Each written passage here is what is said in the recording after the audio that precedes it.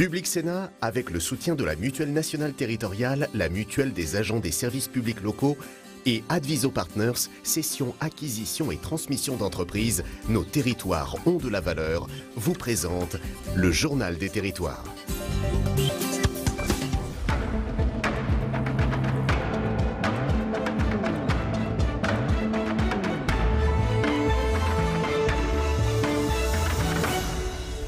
Bonjour à tous et bienvenue dans notre émission avec la presse quotidienne régionale, les télés locales de France et le réseau Via Télévision, les Indes radios, 130 radios qui sont nos partenaires sur tout le territoire français et avec TV5 Monde.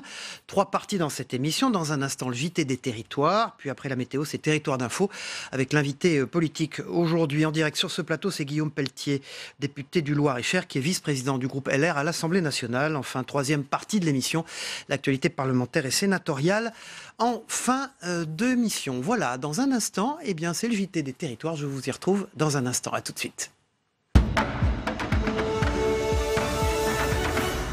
Depuis le début de la semaine, nous vous parlons du mouvement de colère des Gilets jaunes. Un point sur la situation, les manifestants restent toujours mobilisés à travers le pays et les incidents se multiplient. Un motard est décédé ce mardi après une collision avec un camion benne survenu la veille dans la Drôme en marge des blocages. À La Réunion, cette fois, le climat s'est durci. Des émeutiers ont pris le relais des Gilets jaunes et le couvre-feu a été instauré sur la moitié des communes de l'île. Écoles, aéroports seront fermés jusqu'à cet après-midi. La Réunion n'avait plus connu une telle tension depuis 1991. Après les Gilets jaunes, c'est au tour des blouses blanches de descendre dans la rue. Les infirmières ont manifesté un peu partout en France hier. Vous le voyez sur ces images de notre partenaire Via Occitanie. Dans les cortèges, des revendications, la reconnaissance de la profession, de meilleures rémunérations, plus d'autonomie ou encore un renforcement des effectifs dans les établissements. Les infirmiers que l'on verra dès les premières urgences en Île-de-France. Depuis beaucoup sont mal rémunérés. Les pompiers du Val d'Oise disposent d'un véhicule infirmier, une première dans le département. Implanté au cœur du Vexin, il a pour mission d'intervenir avant le SAMU pour permettre d'accélérer la prise en charge d'urgence dans ce secteur éloigné des hôpitaux et désertifié médicalement. Michael Joly de Via Grand Paris. Nicolas Gaillard est infirmier de groupement au service d'incendie et de secours du Val d'Oise. Arrêt cardiaque, détresse respiratoire ou assistance aux grands brûlés, autant d'urgences sur lesquelles il est capable d'intervenir avant le SAMU dans 48 communes du Vexin. Pour cela, il a reçu une formation spécifique et utilise un véhicule d'infirmier, le premier du département. On va commencer à prendre en charge paramédicalement, parce qu'on n'est pas médecin, une victime en lui posant une perfusion, en lui mettant déjà quelques médicaments, ce qui permettra en fin de compte, quand le moyen médical arrivera, que les premiers gestes soient déjà faits. Dans le Vexin, secteur rural, le nombre de médecins est de 14 pour 10 000 habitants, 2 fois moins que la moyenne nationale. Le temps d'intervention moyen du SAMU est quant à lui de 20 à 30 minutes. Ce véhicule doit permettre de réduire cette durée de 15 minutes et désengorger les hôpitaux. Alors l'infirmier dans cette voiture ne va pas remplacer un médecin généraliste, on est bien d'accord, c'est pas du tout le but. Par contre, on espère que la régulation du SAMU pourra permettre une orientation des patients mieux adaptée et éviter ainsi d'engorger les services d'urgence des hôpitaux. Ce véhicule est opérationnel tous les jours de 9h à 21h. Au total, 15 infirmiers professionnels et volontaires ont été formés pour l'utiliser. Mais le SDIS est encore à la recherche d'une dizaine d'infirmiers volontaires pour compléter ses effectifs. Voilà, tout à fait autre chose. Couverture exceptionnelle sur Public Sénat, le canal 13 de la TNT, du Congrès des maires de France, 2e jour. Entre crise des vocations et la grogne, nous sommes allés à leur rencontre. C'est un reportage dans les allées de la porte de Versailles où ils se réunissent avec Quentin Calmet. Certains parlent de blues, d'autres s'interrogent sur leur rôle. Dans les allées du Congrès des maires de France, l'humeur générale est morose. Premier grief, la question financière. Disons que le gros problème, c'est surtout au niveau des dotations d'État, je crois. Enfin, c'est même sûr, qui fait qu'on est pris dans un étau. Aujourd'hui, on nous demande de respecter un pacte sur les dépenses de fonctionnement, ce qui est complètement difficile à atteindre comme objectif, déjà ne serait-ce que par la masse salariale. Mais au-delà, c'est bien une crise de vocation qui couve chez certains élus. Dans l'intercommunalité d'Alain Bourgeois dans le Loir-et-Cher, un maire sur deux a déjà annoncé qu'il ne se représenterait pas en 2020. Il y a beaucoup de maires aujourd'hui qui ont l'impression de ne plus avoir de pouvoir dans leur commune. On n'a plus les moyens de faire des gros investissements commune par commune. Ça peut être fait qu'on par l'interco et c'est sûr que la priorité est toujours donnée aux communes les plus importantes pour les équipements et les petites communes se voient mourir petit à petit. Une crise de vocation des maires à laquelle entend répondre l'exécutif. Cette crise de l'engagement que l'on peut connaître au global, dans les associations, etc., on le retrouve évidemment dans l'environnement municipal. Alors, il faut y répondre, c'est ce qu'on va faire. Le président de la République dira des choses d'ailleurs mercredi soir en la matière. Il dira aux maires et il dira au gouvernement d'avancer sur ce qu'on appelle le statut de l'élu. En fait, on va plutôt parler des conditions de l'engagement, des conditions d'exercice du mandat de l'élu. Mais faut-il y voir un signe de la tension entre les maires et l'exécutif? Le ministre était en ce premier jour sur le stand du gouvernement et non pas dans le principal hall où se tient le congrès des maires. Voilà, et on y reviendra tout à l'heure, bien sûr, dans le Club de la Presse, dans quelques minutes, dans cette édition.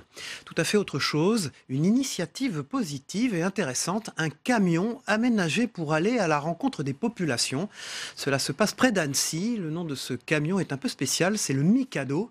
Grâce à ce nouveau centre social mobile, les animateurs vont, eux, au pied des immeubles, à la sortie des écoles ou encore sur le marché pour informer la population sur les activités et services du quartier. L'objectif est bien sûr de dynamiser le quartier et de comprendre ce dont la population a besoin.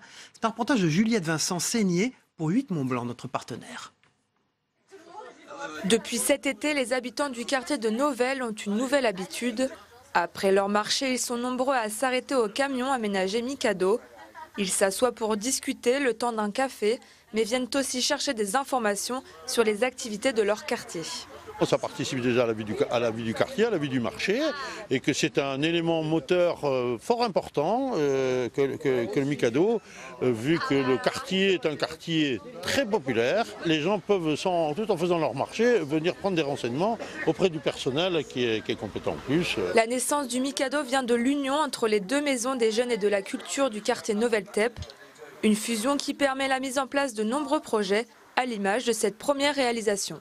Beaucoup de personnes avaient de la difficulté à aller dans nos deux équipements. Et nous nous sommes dit qu'il fallait qu'on aille à leur rencontre. Et quel lieu plus adapté qu'un marché. Donc dans un premier temps, on a créé un petit stand sur le marché et on s'est rendu compte que le lien se créait. Et puis donc on a perfectionné l'outil et l'outil maintenant c'est le camion dans lequel je suis. Avec ce gros camion blanc, les animateurs sillonnent le quartier à la rencontre de la population. Le Mikado peut servir de bureau administratif, de salle d'activité ou encore de salle de projection. Cet été, les jeunes ont installé des planchas à l'intérieur du camion et se sont réunis le temps d'une soirée. Le but, c'était vraiment de sortir de nos maisons, d'aller dans la rue, dans le quartier, à la rencontre des habitants, pour savoir ce dont ils ont envie, ce dont ils ont besoin, créer des moments d'animation, d'échange, de partage. On a vraiment cette volonté de se mettre au service des habitants du territoire. Pour la MJC, le camion aménagé est un outil de plus pour rester à l'écoute de la population. Elle adapte ses services avec toujours la même idée en tête, créer des moments de vie et restituer une vie de quartier. Voilà, direction la Martinique à présent.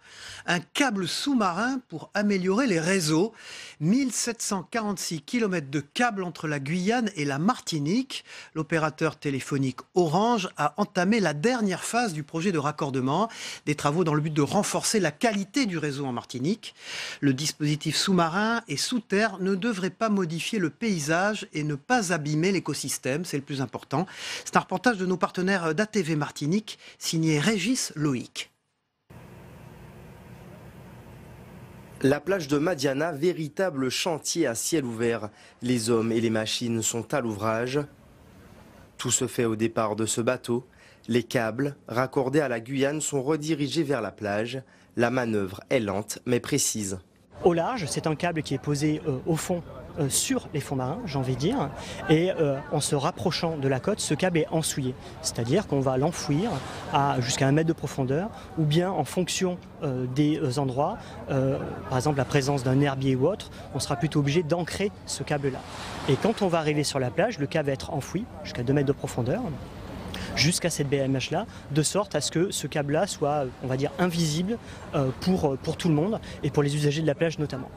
Une opération qui coûte 38 millions d'euros, un investissement indispensable aujourd'hui pour garantir la fiabilité du réseau. Ce dispositif vient renforcer les branchements sous-marins déjà effectués au Lamentin et à Fort-de-France.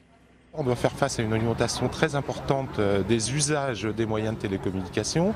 Donc ce câble, tout simplement, va nous permettre d'avoir une capacité et également une sécurisation supplémentaire qui permettra d'améliorer la qualité de service pour nos clients. Pour le moment, une partie du site est fermée aux usagers. Les travaux devraient durer jusqu'à la fin du mois. Nous avons bien entendu posé un certain nombre de règles et de conditions qui ont été très facilement acceptées par le maître d'ouvrage, d'ouvrage là-dessus, c'est bien ça, s'agissant du respect des règles les plus élémentaires en matière environnementale. Et j'avoue que je suis assez impressionné par la façon dont les choses ont été respectées jusqu'ici. La plage sera encore indisponible quelques instants, quelques jours, mais très rapidement, elle pourra être réutilisée par les usagers. Un réseau enfoui pour une durée de vie moyenne de 25 ans. La mise en service est prévue début 2019. Une opération similaire devrait avoir lieu en Guadeloupe d'ici la fin de l'année. Voilà, ce JT des territoires continue dans un instant. C'est les unes de la presse quotidienne régionale, mais aussi des sites numériques. Dans un instant.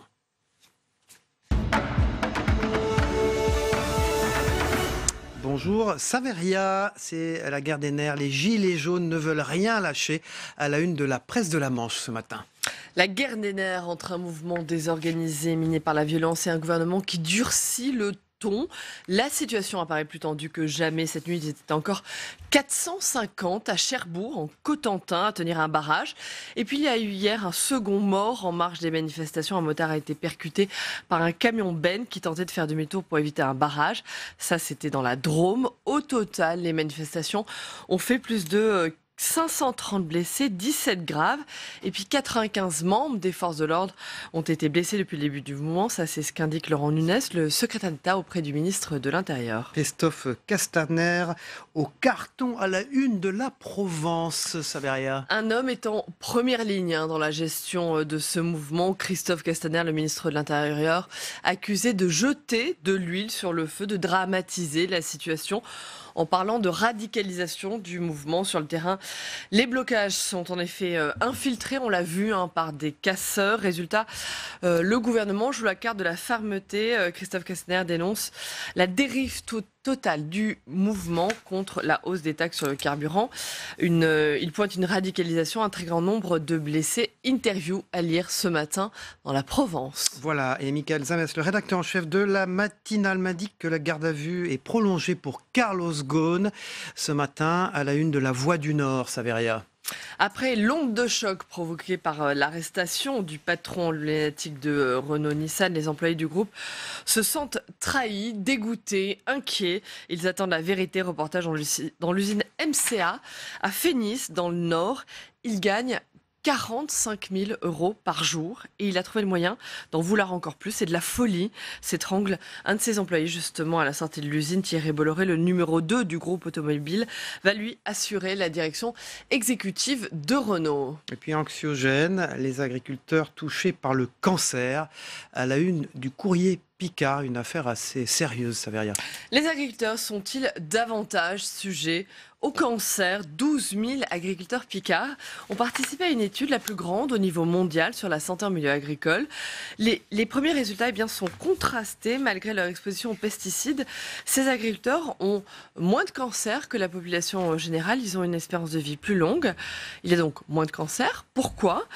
Parce qu'ils fument moins. Fumer est plus dangereux que manipuler des pesticides. L'effet cancérigène de ces produits est en effet plus faible que celui du tabagisme. Voilà, et c'est 12 000 agriculteurs, Picard, qui ont participé à cette étude. Merci, on vous retrouve en troisième partie de notre émission pour l'actualité parlementaire et politique, Saveria. À tout à l'heure. Dans un instant, c'est le Club de la Presse. Sébastien Fournier et Thierry Dupont sont avec nous. Dans un instant. Bonjour Sébastien Fournier, vous dirigez Objectif Métropole de France. Merci d'être sur ce plateau et votre trimestriel sera en parution la semaine prochaine dans les kiosques. Et Thierry Dupont, bonjour. Bonjour Cyril. Vous êtes régulier dans cette matinale et sur ce plateau. Et vous faites partie de l'Express. On va parler évidemment des Gilets jaunes ensemble, je le disais il y a un instant. L'Express, vous titrez les Gilets jaunes, une jacquerie moderne. Alors, jacquerie, pourquoi ? Parce qu'au fond, on a vu que l'évolution du mouvement n'était pas vraiment pacifique. Saveria Rojek en a parlé il y a un instant. Un motard est décédé mardi. Il y a énormément de blessés, parmi les forces de l'ordre aussi, de très graves. Jacquerie moderne, pourquoi ce terme ? En fait, aussi une réponse à la volonté d'Emmanuel Macron d'apparaître comme un monarque. Qui dit monarque, qui dit jacquerie. On voit aujourd'hui une grande colère qui monte de tous les territoires, et notamment des territoires ruraux, de tous les territoires qui ne sont pas au sein des métropoles. C'est une colère qui va durer, je crois. Vous pariez pas sur un essoufflement du mouvement ? D'abord, on va le voir samedi prochain à Paris. On verra quelle sera l'ampleur de la manifestation. Je note que le soutien des partis politiques de type Rassemblement national, mais aussi la France insoumise, est toujours là. J'ai cru comprendre que certains syndicats maintenant soutiennent le mouvement quasi officiellement. Je pense à FO Transport. FO, oui.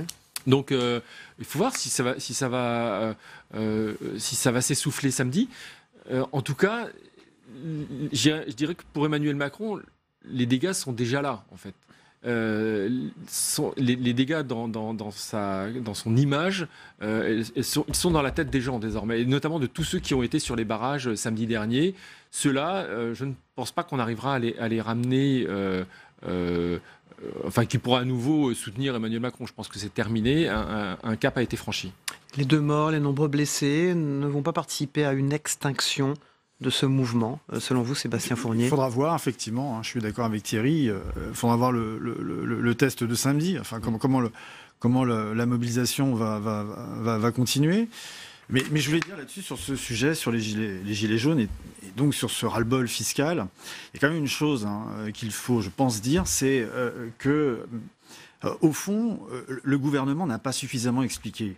Je crois qu'il n'a pas fait le boulot, il n'a pas fait de pédagogie sur cette question, à savoir la raison pour laquelle on augmente les taxes. Ça, c'est, je crois, le péché originel d'une certaine façon. Je l'ai bien vu parce que j'avais assisté au débat à l'Assemblée nationale lorsque cette question avait été étudiée.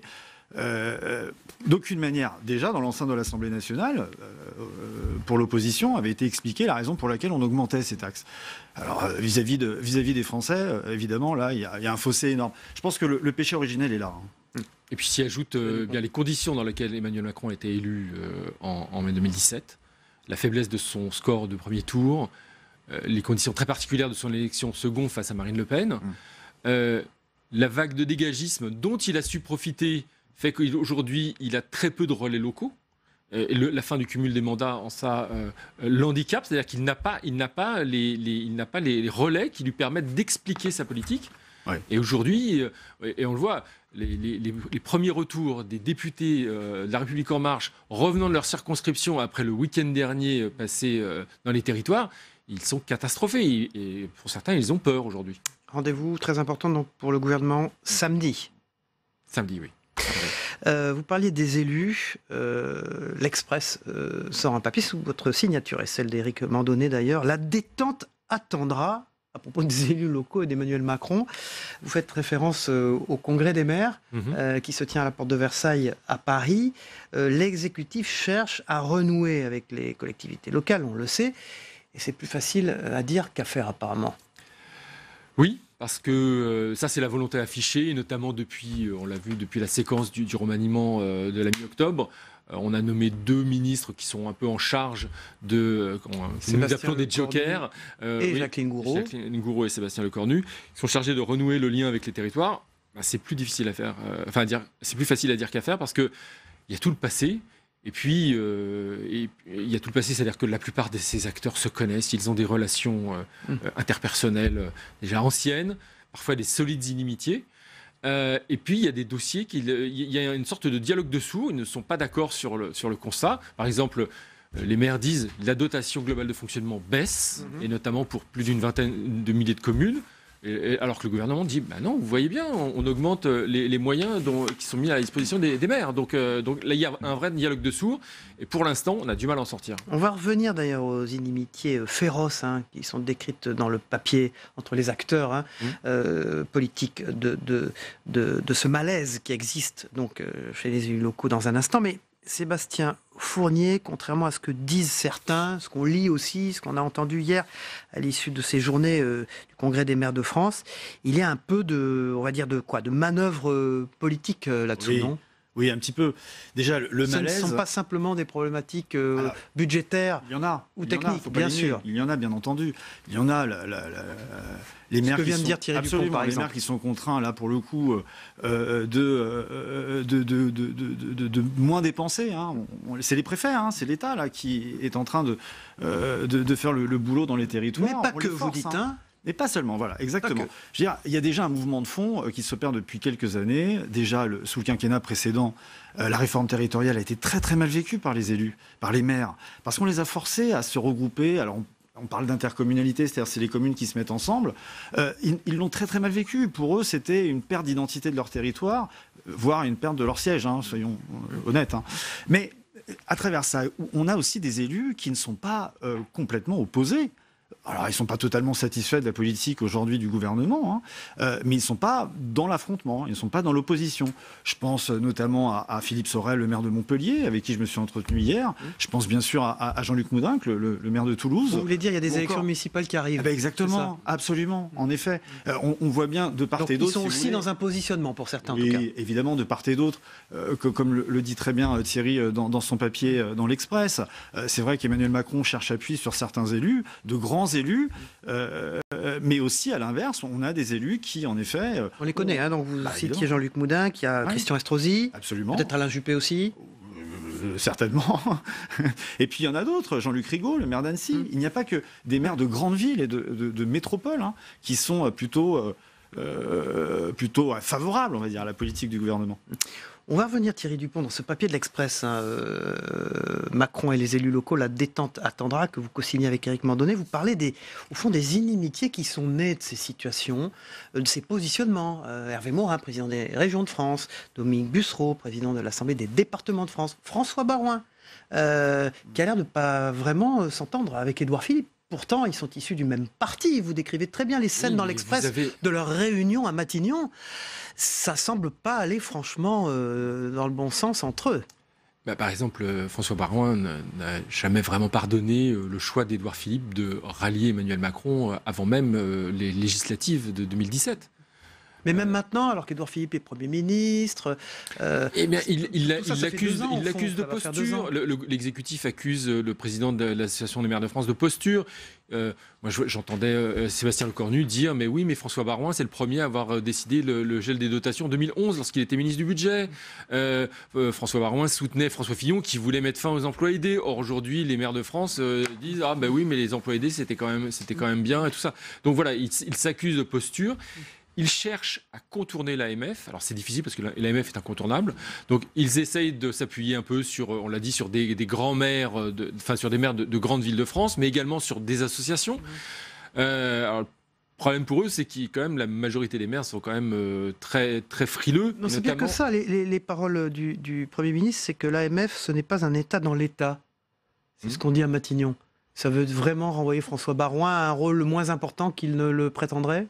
Non, et puis oui, il y a un conflit de légitimité. C'est ce qu'on nous racontons dans la scène où Emmanuel Macron reçoit François Baroin, et l'un dit à l'autre mais je suis élu, et l'autre répond mais moi aussi je suis élu. Donc voilà, et chacun ils tirent leur légitimité d'élections différentes, mais c'est vrai qu'ils ont tous les deux reçu l'onction du suffrage. Alors dans ce papier, on dit qu'au fond le Premier ministre, qui devait jouer les facilitateurs dans les relations entre l'État et les élus locaux, il ne joue pas. Ben oui, parce qu'en fait, on se disait, Emmanuel Macron ne comprend rien aux collectivités locales. C'est normal, il n'a jamais été élu. Mais ça, c'est nouveau. On lisait plutôt que Édouard Philippe était Édouard Philippe a été un maire, il a été... connaît la gestion locale. Mais alors pourquoi alors, vous avez une explication, vous, Sébastien Fournier, ou pas? Oui, enfin, je pense que... oui, mais il y a des questions politiques derrière. Enfin, je veux dire, pour moi, ça me semble assez évident. Je vois, moi, c'est une manœuvre. Ce que les Républicains ont fait tout dernièrement, envoyé... C'est le comité des maires a envoyé un courrier aux 3000 élus, un peu plus, je ne sais plus combien ils sont, LR, pour se mobiliser contre la politique recentralisatrice du gouvernement. Il y a clairement une manœuvre politique. C'est un éclairage intéressant que vous nous avez donné ce matin tous les deux. Donc, dans l'Express Macron et les élus locaux, la détente attendra de Thierry Dupont et Éric Mandonnet. Et puis, pour vous, ce trimestriel objectif métropole de France, faut-il renforcer l'autonomie fiscale des collectivités locales? Sébastien Fournier. Merci, messieurs, d'être venus sur ce plateau nous éclairer sur ces sujets. Évidemment, la couverture de l'AMF et de la porte de Versailles aujourd'hui sera assurée par Public Sénat, comme chaque jour en direct sur cette antenne.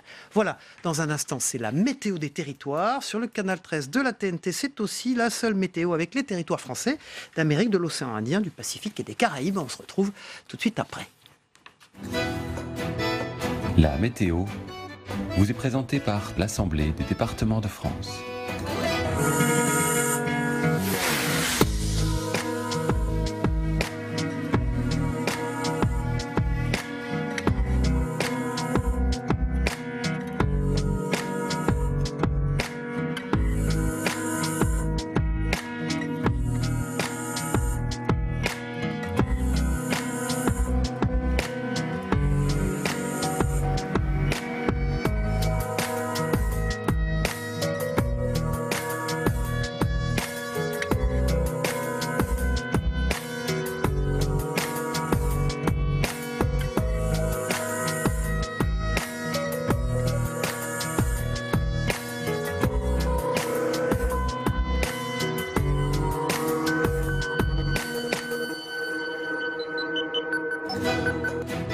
C'était la météo avec l'Assemblée des départements de France.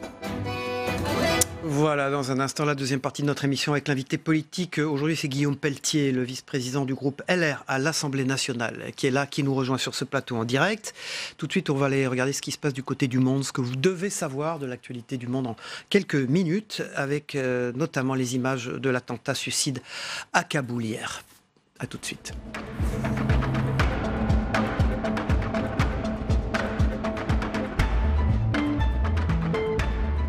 Public Sénat, avec le soutien de la Mutuelle nationale territoriale, la Mutuelle des agents des services publics locaux et Adviso Partners, cession, acquisition et transmission d'entreprises, nos territoires ont de la valeur, vous ont présenté le Journal des territoires.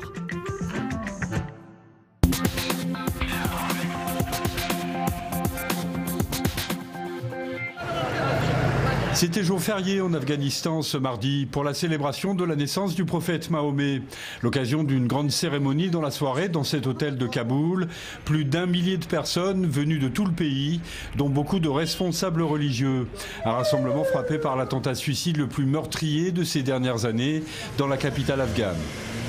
L'attentat cible notamment les oulémas d'Afghanistan, les théologiens et gardiens de la tradition religieuse, personnes très respectées dans ce pays, dont beaucoup étaient dans la salle. Le bilan fait état d'au moins 50 morts et 72 blessés. Huée et colibet sur le passage d'Emmanuel Macron à Louvain-la-Neuve. Le président français était très attendu par les étudiants et si certains tenaient à leur poignée de main avec le président, d'autres affichaient moins de bienveillance. Même ambiance mi-figue mi-raisin à l'Aula Magna où un débat politique était organisé et quand on lui reproche d'être sous l'influence des lobbies pétroliers, il contre-attaque.